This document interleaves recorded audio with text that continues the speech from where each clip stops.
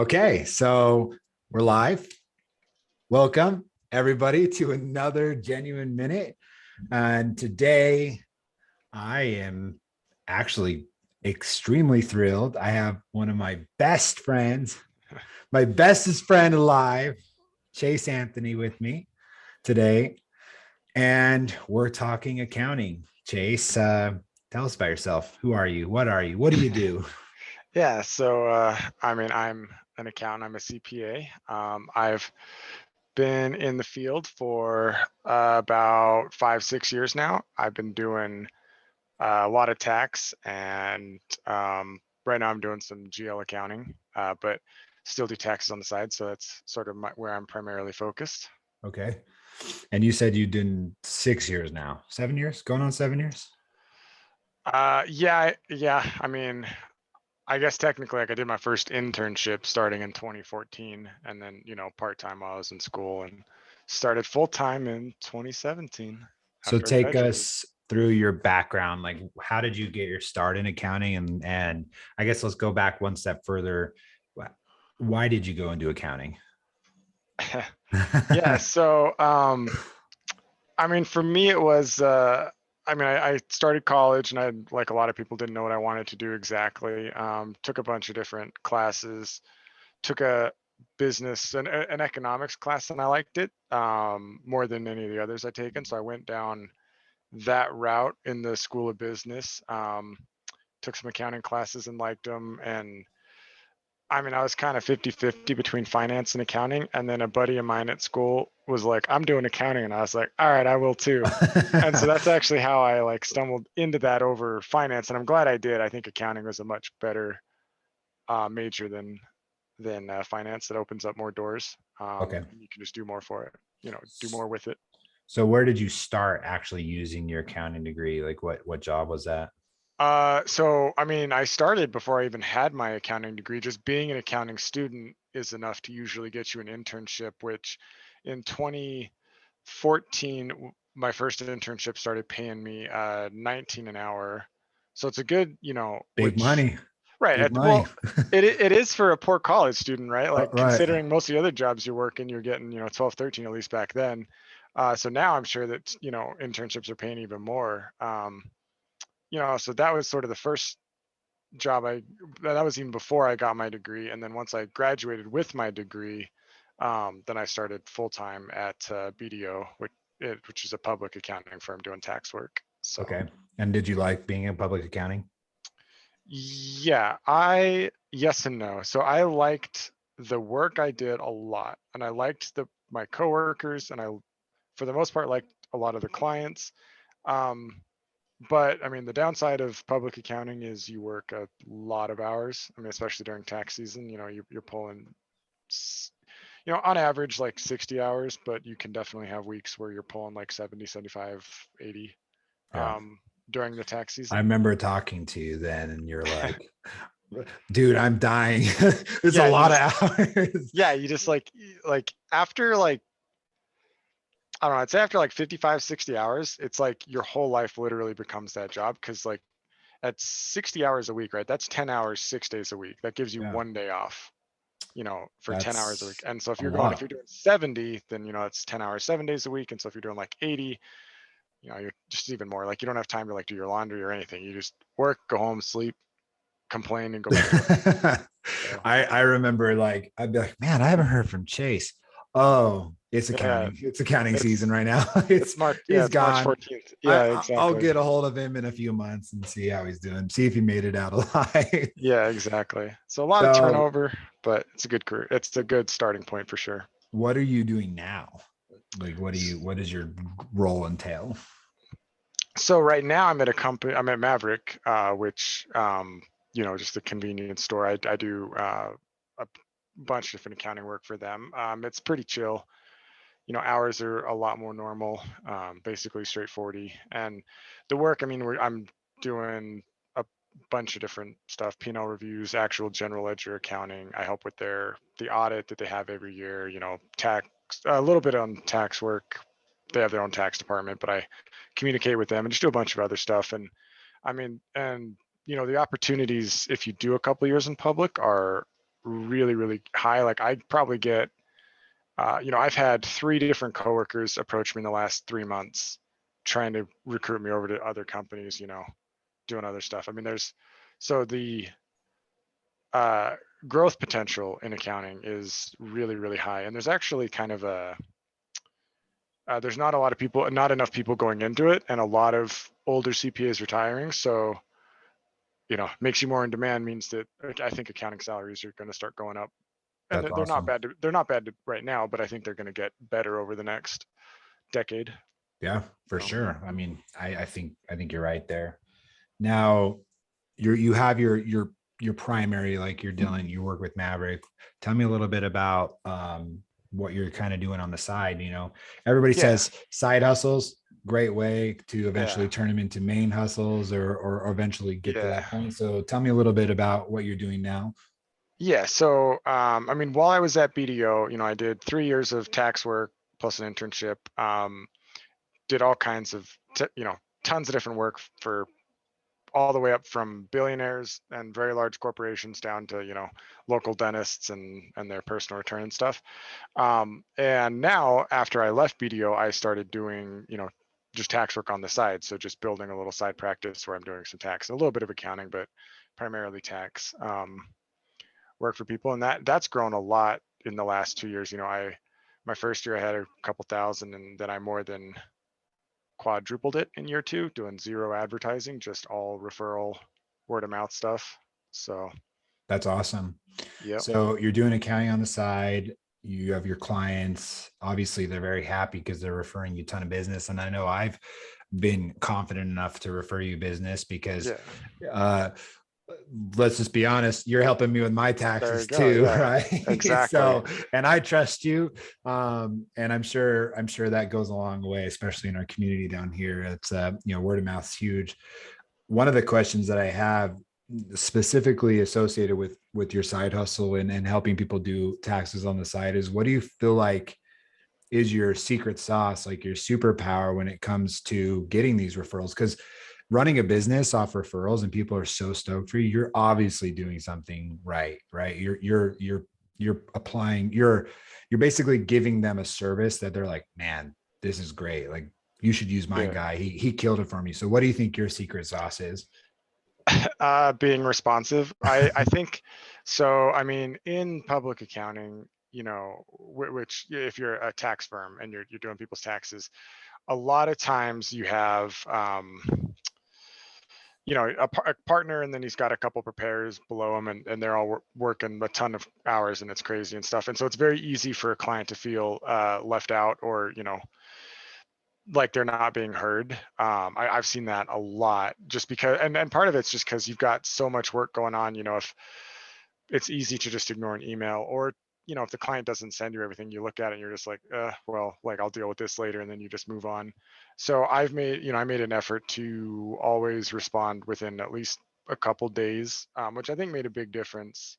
And I tried to stay on top of what people were missing and stuff, and following up and different things like that. Whereas, at a lot of tax firms, that's just not handled quite as well, in large part because they have a lot more clients, and so there's just so much to do. Right. But No, I think that's great that you say that, because in a sense, I feel like that's kind of our secret power and my secret power for real estate. I would say that my wife would probably agree too, where it's like, why are you always on your phone? It's like, well, I got to get back to them. They're waiting yeah, for a response. And yeah, it's like kind of like a blessing and a curse, a little double-edged sword, where yeah, you have the responsiveness, and your families are sometimes are like, bro, like you're at the dinner table. And it's like, just real yeah, fast, I got to send this real quick. So I would agree. I think it is a superpower, some secret sauce to give your clients. So the people who watch this, we have client facing, people buying homes, looking to kind of maybe buy their first house or maybe refinance, things like that. And then we also the business owners that are watching, as well as other real estate agents that watch this. So the cool thing is that you kind of cater to the whole crowd, right? hmm Um, what is something like, I guess let's start on the business side. what is something that you're seeing now that should be good tips business owners should take into their business? Like if you were to see like modern day accounting, things that business owners aren't doing that they should be doing as they're creating their businesses, what do you think should be the thing? And then I have a follow-up question on the client side.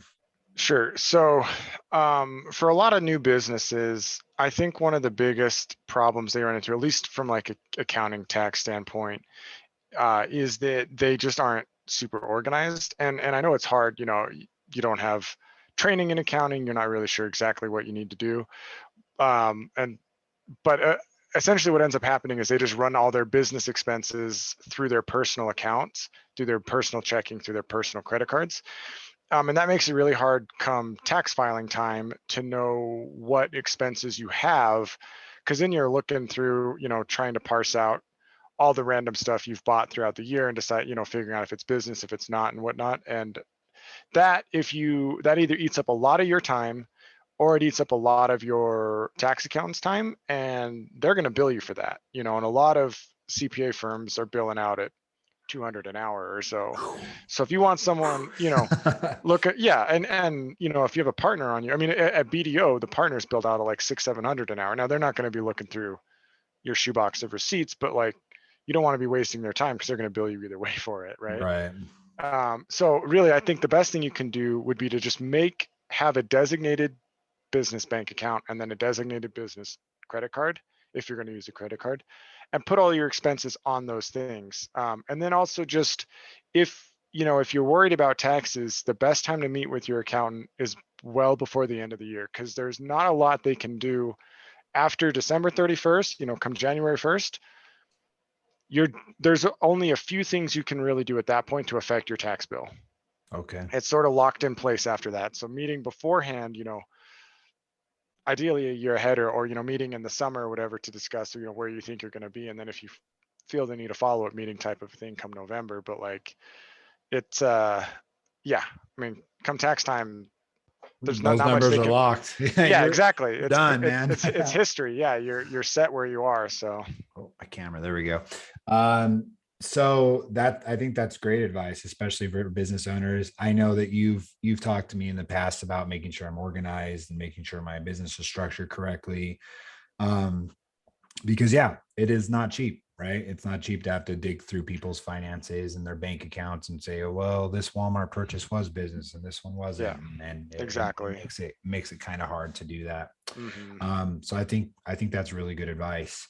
Now on the client facing side, right now the real estate market has gone gangbusters in the last 3 years, right? just Yeah, just absolutely insane. just Yeah, exploded, and yeah, a for lot of sure. people have hundreds of thousands of dollars in equity. Yep. um, it's not necessarily something that has happened a lot over the years, and a lot of people are finding themselves just sitting on piles of cash.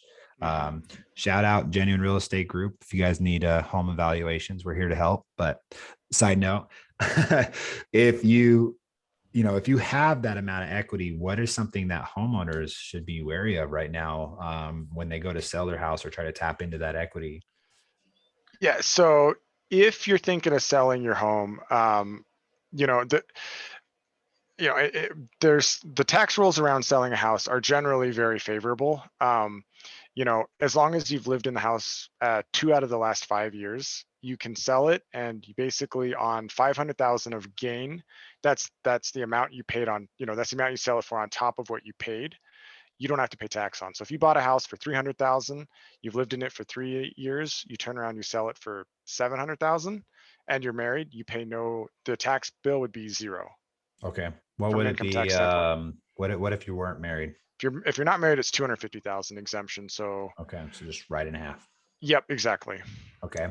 And the people say there's investors that are interested in selling their house and maybe moving their funds. What does that look like for Yeah. them? So again, I think that there was I think that Congress had a bunch of real estate when they created a lot of these laws. There's a really good real estate has a really good lobbies group, because they're very favorable rules. If you sell a stock, you don't really have a lot of options. You pay the tax on it. When you real estate though, there's a lot of different things you can do to basically not pay taxes. And the big one is 1031s. And so, if you have a rental property or, a piece of land or whatever it is, and you're thinking of selling it and you want to buy another, you want to invest in, another aspect of real estate, you can do that, and you can do that and basically avoid paying any tax at all, provided you structure the deal correctly, and, through something like a 1031, which has, uh, they're fairly easy to understand, but they're very nitpicky rules, and if you violate any of those rules, it'll invalidate the 1031, and then it all Wow. becomes taxable. So if you're gonna, if you're thinking of selling a property, I would highly recommend you talk to a tax professional at least a couple months before you sell, because like I said, there's a lot of rules around them, and if you violate them, deal goes bust, and you're stuck with the gain. I think that's great advice. And I mean, I own rental properties, and I think, they have equity in them. The question is, when you sell them, where do you put them, right? And hopefully, ideally, you can maybe sell them and buy more properties or make them cash flow. Um, what is some way for current investors or current people to, figure out the worth of selling them, if it's worthwhile for them to sell it? Is there certain ways to calculate that for people, for consumers? What's the best way to go about that? So, I mean, now we're getting into like there are methods you can use that you can help, try to apply some objective valuations Yeah. of whether or not it's good to sell. But we're getting into the area of like where you're going to have a lot of assumptions built into these types of things. Yeah. So, at the end of the day, there is a right answer, but nobody knows it until after the fact, Right. right? And Of there's whether or not, cap rates that real yeah, estate agents exactly. can provide. Exactly. So, I mean, you can run net present value calculations. You can, you know, uh, basically look at cash flow, you can kind of see, if you think that certain markets are going to do better, you can look into 1031ing over there. I mean, There's a lot of options there. yeah, I mean, but there's Now, not is like a it right or wrong answer is it necessarily. common for your accountants to kind of help you figure out those numbers? Like, you present them, say, hey, how do these look? Is that common practice for accountants, or would that be more of a financial advisor type? CPAs can definitely provide those types of services. Absolutely. Not all of them will. And, some tax professionals are going to stick purely with tax. I know some guys that will do some of that analysis. I've done some of it, but I mean, just ask your tax professional. I would say that, CPA firms will do that, but if you're just going to, a guy in, his home doing it on the side, he may or may not. Just Right. depends. Just depends on where they're at. Mhm. Well, I think that makes sense for me. So that's a huge point. Obviously, people, like you said, they have large amounts of equity. So, like Chase said here, make sure you're talking to your accountant before you sell your house, and make sure your real estate agent, if they're coming to help you sell your house, brings that point up on how long have you been in the house? 2 years? Great, you're good. Or, hey, how long have you're an investor? Have you set your 1031 up? I think that's really, really important. So a question that I actually was thinking about earlier today, us in real estate, when we sign a contractual agreement with somebody, we have a fiduciary to those clients.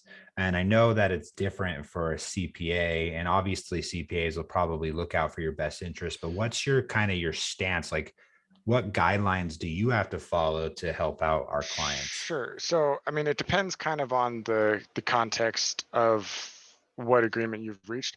If we're talking purely from a tax standpoint, um, then there's something called Circular 232, which I believe is what kind of governs the tax professional's role in that. And basically, your tax professional is not responsible to make sure that your taxes are 100% correct, in that their job is to um, you know follow all the rules, all the tax rules, based on the information you give them, to come up with the best, to come up with the correct answer, and to help limit your taxes as much as possible. But if you're giving them incorrect information, they're generally not on the hook for that. it depends on kind of what, it's a lot of facts and circumstances here, but it generally, they're not on the hook from that standpoint. Their job is to basically make sure that, you know, the return is correct and will pass an audit, right? Right. That's their, and they're going to use the information provided to do that. So if you're providing incorrect information to them, at the end of the day, if you're the taxpayer, you're on the hook for the taxes owed. So it's not a fiduciary responsibility in the same sense that you'll get with potentially a real estate agent, but they will. I mean, you know, my job is to, you know, advise you of the tax law and help you get the lowest, you know, help you pay the lowest amount of taxes possible within the scope of the tax regulations. Right. So what are you doing in your day to day to kind of keep up on those tax laws? Because it seems like they're changing pretty frequently and adjustments all the time. Are you kind Yeah. of So studying up? Like, what do you do? yeah. So I mean, with things like rate changes where it's like, oh, standard deduction went up a little bit. I mean, software handles all that. I do pay attention and look at those changes, but a lot of those are, you know, indexed to inflation. So we're actually probably going to see a big increase on this next year. But I have trainings that I do, you know, every year there's at least, I take, you know, a course over like, what are the changes going, you know, what are the changes for this year that are going to happen, things like that. You know, this last year we had the stimulus, which everyone received, and then the child tax credit, which, you know, got paid out. Half of it got paid out over the year. So, you know, there were some changes there and just making sure to track down everybody's payments and if they received them or not. Different Right. things like that. Yes. I mean, there's always going to be changes. And I do train. I mean, I follow some forums that are for tax professionals, and then I do just, you know, Your general CPE study. training, CPE after the fact, you know, uh, number of courses each year. So So. do you have any insight on some upcoming changes that people should be aware of? Like things that are kind of a cause of concern or just things that might be interesting for someone? I don't think there's too many massive changes coming into place. There's some talk of a retirement bill that's going to change a couple things. Nothing super major, but I mean, adjusting. I don't know. Basically, trying to make it a little easier to access retirement accounts and do some different things there. But in Right. terms of tax law, I mean, we had a massive change in 2017 with the Jobs and Tax Act, and then, you know, with COVID, there was a bunch of like last minute, like, oh, you can withdraw from your retirement accounts and you can, you know, we're going to pay people stimulus money and a bunch of different things like that. But this year, there, to my knowledge, there hasn't been any like massive changes of that nature right now. So. Well, that's good news then. Nothing's going to jump out and scare us right now. So I got a really cool question and maybe you can enlighten us with it. If you had to give me your like 50,000 foot view of our current economy, just a general overview, what you think about it right now, and maybe, you know, obviously you're not a real estate professional, you're accounting, but you have a great insight on what you're seeing right now. What are you thinking on everything? What are you seeing? I mean, I think interest rates are going to keep going up. You know, the Fed's primary mandate is keep inflation low, and they're set, and I don't know if it's equivalent or if it's a secondary mandate is, you know, to keep high employment. And right now, our economy is roaring in the sense that, I mean, there are so many job openings and not enough people to fill them. So that doesn't seem to be going away anytime soon. And Right. inflation is high, and their job is to curb inflation. So I think we're going to see number of interest rate rises, which is definitely going to affect, you know, mortgage rates. It already has. Mortgage rates are what, like 5.5%, 5.25%, something like Yeah, that right now. 5.5 is the last one I saw. Yeah. Yeah. So I mean, yeah, compared to a year ago when they were two to Two. 2.5 to 3, right? Yeah. Yeah. Yeah. So you know, you're definitely, I'm sure it's being felt in the real estate market. I think interest rates are going to continue to go up. And then obviously there's a shortage of housing right now. That seems pretty apparent. So I don't know if it's going to affect price yet. I mean, I think at a certain point it'll have to. If interest Right. rates went to 25%, that would absolutely affect the price of real estate. Right. You know, and I don't know where that that equilibrium is. Yeah, where the At some cutoff point, is. yeah, at some point, we may hit it, but real estate also tends to do pretty well in inflationary environments, especially if you got a mortgage, at 3%, 4% or whatever, and inflation. I mean, if you think about it, right? If you have a mortgage at 5.5% and inflation's 8%, basically your mortgage is getting cheaper every year, Right. from a real rate perspective. So, Yeah, I saw a report today, 8.4% or something like that yeah, for yeah. inflation. So Hmm. that's definitely, I mean, if you're happy staying put, and you just recently got in your house and you're sub 4% interest, I mean, good on you. I think you're making out like a bandit right now, especially because Chase is right. We are seeing interest rates go up every day, slowly trickle. They're not spiking as big as they were. And I do believe I agree. I think you're going to see price reductions, and we're already starting to see them here in St. George. Last week alone, I think there was over 100 price reductions just here in St. George, and I think that trend will follow as things kind of settle. So I think your 50,000 foot view is right on. It sounds to me like you almost have like a telescope. You kind of got a good thumb on what's going on in the industry. So I'm going to kind of rewind for a minute. We talked about, tips for business professionals being organized. And that's huge, obviously. What are some tips for just standard consumers on their taxes right now? What's one or two things that they can do to help kind of, one, improve their accounting situation, maybe make it a little quicker, or two, help them save some money?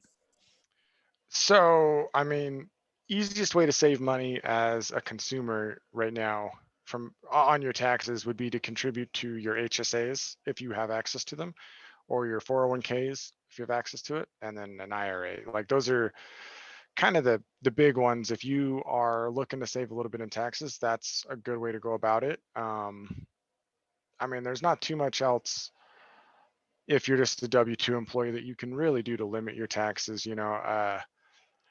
Itemizing deductions where it kind of got taken off the table for a lot of people when the Jobs and Tax Act passed in 2017. So, buying a house used to generally reduce how much you'd pay in income taxes. That's not the case for most people now.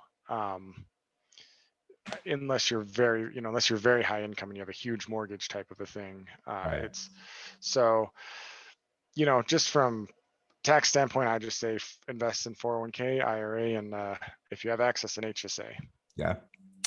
And then how does somebody pick a good accountant? What should they look for? Word of mouth. I think that's sort He's of got to be the handsome, right? yeah. He's got Yeah. to.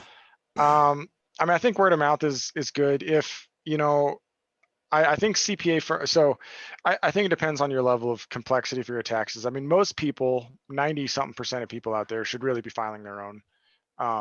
If you just, if you're a W-2 employee, or you and your spouse are W-2 employees and you got a couple kids and there's not much else going on, really TurboTax or one of the 50 other, free tax act, whatever, is probably the best thing to do in that situation. Once you start your own business, you have a bunch of investments you're buying and selling consistently, and you're not really sure how to record that. If you have rental properties, that kind of stuff, that's more where I think you should start looking to reach out to an accountant to maybe help with some of that. And as for picking them, just, I would shy away in general from places like H&R Block. Not that, they're fine. Generally, they do an okay job, but there's a lot of quality control issues that can happen with some stuff like that. And you'll often pay same price or a little less with a local preparer. If you go to a local CPA firm, you're probably going to pay a little more, but you're also probably going to you're going to get a better quality of product Okay. and result. That's huge. I think that's great advice. So I think we're about out of time. Chase, you're amazing, obviously. Yeah, Everybody should know it. exactly. I'm going to put Chase's contact information, best way to get a hold of him, below. And that's been your guys' accounting 101 in kind of a nutshell. If you guys ever need any help buying, selling, building, investing, now accounting, whatever it is, we got you covered here at the Genuine Real Estate Group. And have a great day. Talk soon. Thanks, guys.